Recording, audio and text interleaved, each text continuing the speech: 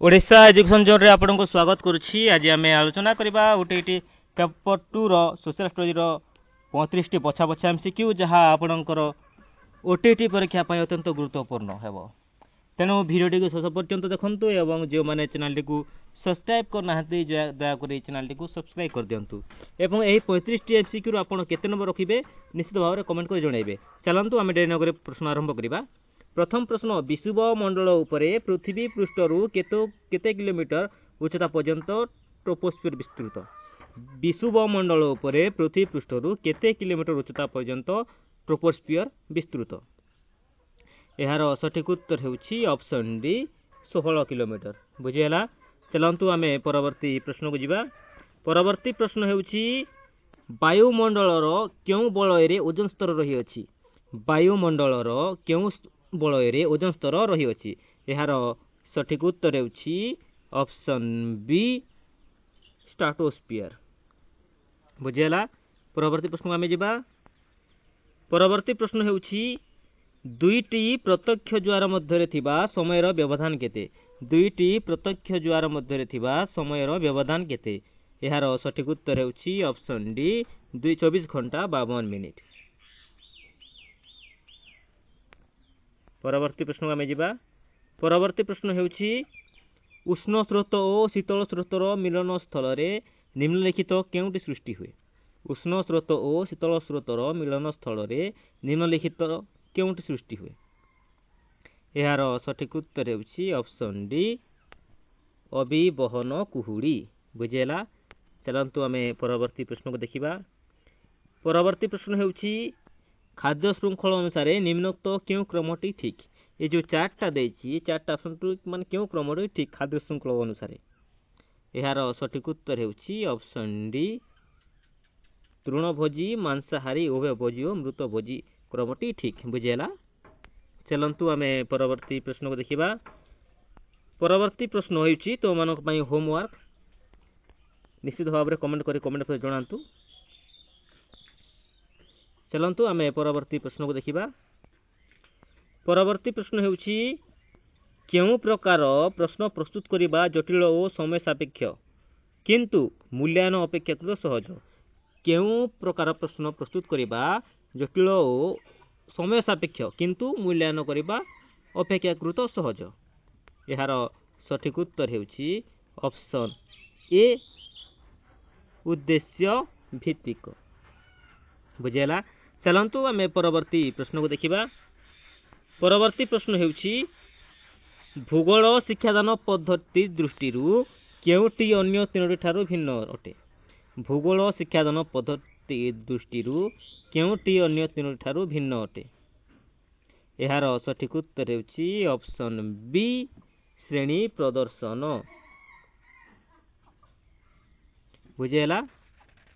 चलंतु आमे परवर्ती प्रश्न को जिबा। परवर्ती प्रश्न हेउछि निम्नोक्त क्यों भूगोल शिक्षादान पई मानचित्र ग्लोब ठारू अधिक उपयोगी। निम्नोक्त क्यों भूगोल शिक्षादान पई मानचित्र ग्लोब ठारू अधिक उपयोगी। यार सठिक उत्तर हेउछि ऑप्शन सी भूदृश्यावली। बुझेला। चलंतु आमे परवर्ती प्रश्न को जिबा। परवर्ती प्रश्न हेउछि भूगोल शिक्षादान रो क्यों पद्धति मुख्यतः शिक्षार्थी केंद्रिक। भूगोल शिक्षादान रो क्यों पद्धति मुख्यतः शिक्षार्थी केंद्रिक। यार सठिक उत्तर हेउछि ऑप्शन बी प्रकल्प। बुझेला। चलंतु आमे परवर्ती प्रश्न को जिबा।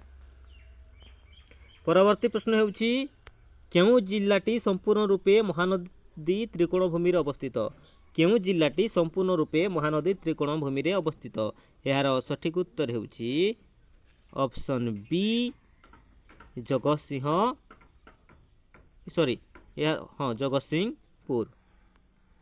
बुझेला। चलंतु आमे परवर्ती प्रश्न को जिबा। परवर्ती प्रश्न हेउछि पूर्वघाट पर्वतमालार उत्तर भाग रे केउ दुईटी नदी द्वारा द्विखंडित होईछि। पूर्वघाट पर्वतमालार उत्तर भाग रे केउ दुईटी नदी द्वारा द्विखंडित होईछि। यार सठिक उत्तर हेउछि ऑप्शन बी बैतरणी और ब्राह्मणी। बुझेला। चलंतु आमे परवर्ती प्रश्न को देखिबा। परवर्ती प्रश्न हेउछि ପୁରୀ ବେଳାଭୂମିରେ ତାପମାତ୍ରା 20 ଡିଗ୍ରୀ ସେଲସିୟସ୍ ଥିବା ବେଲେ ସେଠାରୁ 1500 ମିଟର ଉଚ୍ଚତାରେ କୋରାପୁଟର ପଟାଙ୍ଗୀ ଠାରେ ତାପମାତ୍ରା କେତେ ଡିଗ୍ରୀ ସେଲସିୟସ୍ ହେବ?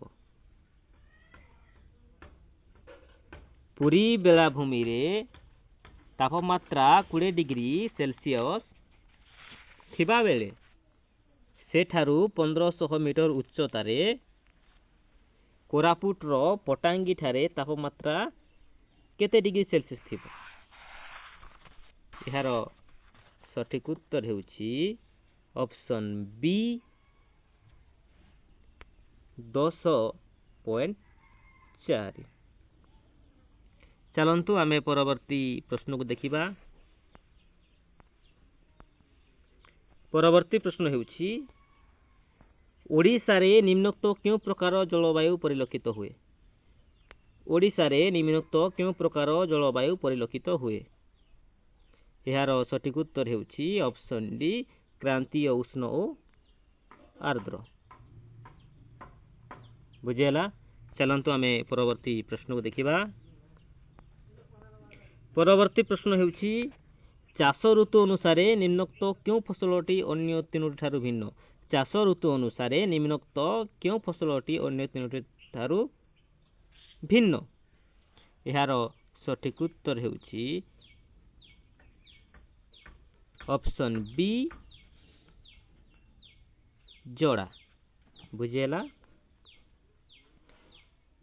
ଚାଲନ୍ତୁ ଆମେ ପରବର୍ତ୍ତୀ ପ୍ରଶ୍ନକୁ ଦେଖିବା। ପରବର୍ତ୍ତୀ ପ୍ରଶ୍ନ ହେଉଛି କେଉଁ ଖଣିଜ ପଦାର୍ଥ ଉତ୍ପାଦନରେ ଓଡ଼ିଶା ଭାରତରେ ପ୍ରଥମ ସ୍ଥାନ ଅଧିକାର କରିଛି? କେଉଁ ଖଣିଜ ପଦାର୍ଥ ଉତ୍ପାଦନରେ ଓଡ଼ିଶା ଭାରତରେ ପ୍ରଥମ ସ୍ଥାନ ଅଧିକାର କରିଛି? ଏହାର ସଠିକ ଉତ୍ତର ହେଉଛି ଅପସନ୍ ଏ କ୍ରୋମାଇଟ୍ ଏବଂ ସି ମଧ୍ୟ ହେଇପାରେ। ବୁଝିହେଲା? ଚାଲନ୍ତୁ ଆମେ ପରବର୍ତ୍ତୀ ପ୍ରଶ୍ନକୁ ଯିବା। ପରବର୍ତ୍ତୀ ପ୍ରଶ୍ନ ହେଉଛି କେଉଁ ରାଜ୍ୟ ଦ୍ୱୟ ମଧ୍ୟରେ କୃଷ୍ଣା ଗୋଦାବରୀ ଜଳ ବିବାଦ ଦେଖାଦେଇଛି? କେଉଁ ରାଜ୍ୟ ଦ୍ୱୟ ମଧ୍ୟରେ କୃଷ୍ଣା ଗୋଦାବରୀ ଜଳ ବିବାଦ ଦେଖାଦେଇଛି? ଏହାର ସଠିକ ଉତ୍ତର ହେଉଛି ଅପସନ୍ ସି ଆନ୍ଧ୍ର କର୍ଣ୍ଣାଟକ। ବୁଝିହେଲା? ଚାଲନ୍ତୁ ଆମେ ପରବର୍ତ୍ତୀ ପ୍ରଶ୍ନକୁ ଦେଖିବା। ପରବର୍ତ୍ତୀ ପ୍ରଶ୍ନ ହେଉଛି ହିମାଳୟ ପର୍ବତମାଳାର ନିମ୍ନୋକ୍ତ କେଉଁ ବୃକ୍ଷଟି ବର୍ତ୍ତମାନ ବିପଦଗ୍ରସ୍ତ?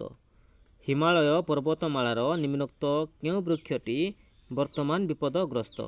ଏହାର ସଠିକ ଉତ୍ତର ହେଉଛି ଅପସନ୍ ଡି ଇଉ।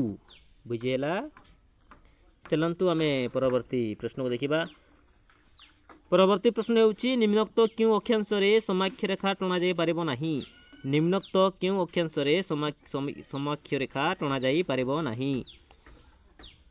ଏହାର ସଠିକ ଉତ୍ତର ହେଉଛି ଅପସନ୍ ଡି 90 ଡିଗ୍ରୀ।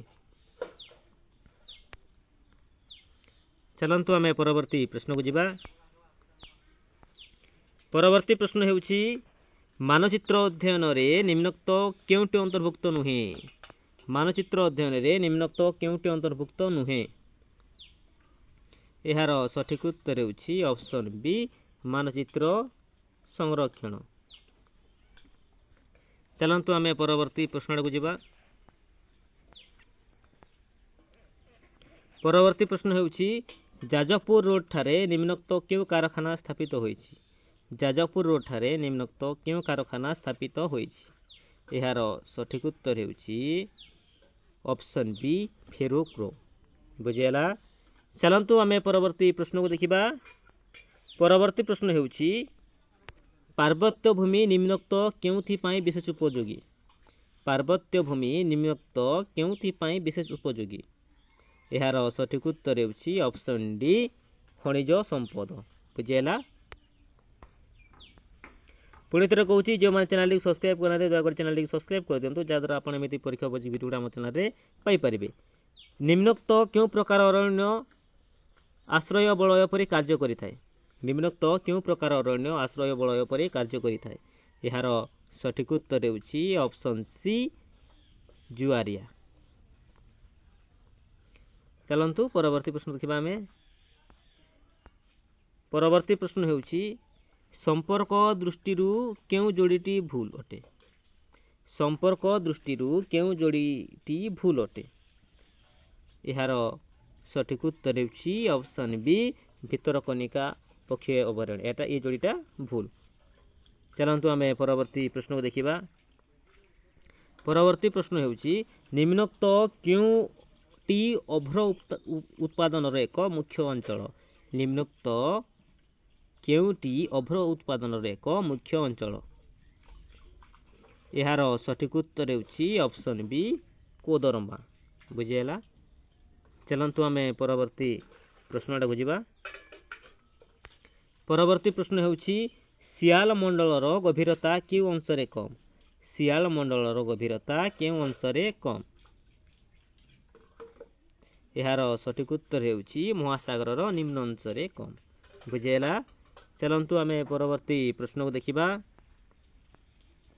परवर्ती प्रश्न ହେଉଛି निम्नोक्त केउंटी एक द्वितीय श्रेणीर भूमिरूप अटे निम्नोक्त केउंटी एक द्वितीय श्रेणीर भूमिरूप अटे यार सठिक उत्तर ହେଉଛି ऑप्शन बी आरावली बुझिहेला। चलंतु आमे परवर्ती प्रश्न को देखिबा। परवर्ती प्रश्न ହେଉଛି निम्नोक्त केउंटी क्रांति मंडलर विस्तृति अटे निम्नोक्त केउंटी क्रांति मंडलर विस्तृति अटे यार सठिक उत्तर ହେଉଛି ऑप्शन सी कर्कट क्रांति ठारू मकर क्रांति बुझिहेला कर्कट क्रांति ठारू मकर क्रांति। चलंतु आमे परवर्ती प्रश्न को देखिबा।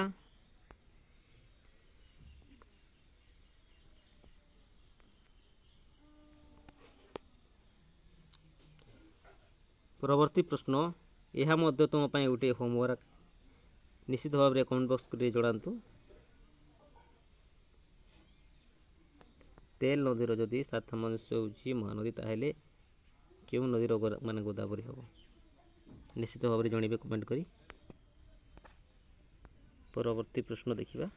परवर्ती प्रश्न होची निम्नोक्त केउ तापबलय फल चाष पई उपयुक्त कहंतु निम्नोक्त केउ तापबलय फल चाष पई उपयुक्त यार सठिक उत्तर होची ऑप्शन सी नातिशीतोष्ण बुझिहेला ऑप्शन सी। चलंतु आमे परवर्ती प्रश्न को देखिबा। परवर्ती प्रश्न होची 1815 मसीहा रे वियना कांग्रेस रे केउ देश जातीय पॉजिटिव होइथिला सोला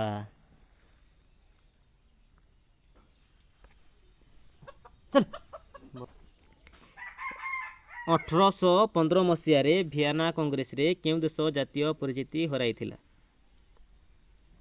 यार सठिक उत्तर ହେଉଛି ऑप्शन सी बेल्जियम बुझिहेला।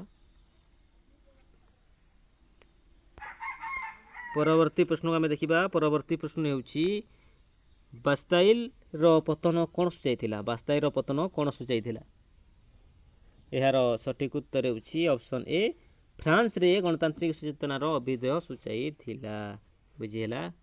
चलंतु आमे परवर्ती प्रश्न को देखिबा। परवर्ती प्रश्न ହେଉଛି केउ उद्देश्य रे लौह और रक्त नीति प्रयोग करा जायतिला केउ उद्देश्य रे लौह और रक्त नीति प्रयोग करा जायतिला यार सठिक उत्तर ହେଉଛି ऑप्शन सी जर्मनी रो एकत्रीकरण बुझिहेला। चलंतु आमे परवर्ती प्रश्न को देखिबा। परवर्ती प्रश्न ହେଉଛି बोल्शेविक विप्लव पई कोन प्रेरणा जोगाइथिला बोल्शेविक विप्लव पई कोन प्रेरणा जोगाइथिला यार सठिक उत्तर ହେଉଛି ऑप्शन ए मार्क्सवाद बुझिहेला। चलंतु आमे परवर्ती प्रश्न को देखिबा। आजिर शेष प्रश्न केउ देशर उद्धत जातीयतावाद द्वितीय विश्वयुद्धर कारण होइतिला केउ देशर उद्धत जातीयतावाद द्वितीय विश्वयुद्धर कारण होइतिला यार सठिक उत्तर ହେଉଛି ऑप्शन सी जर्मनी।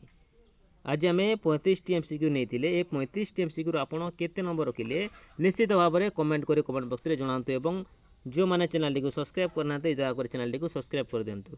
धन्यवाद।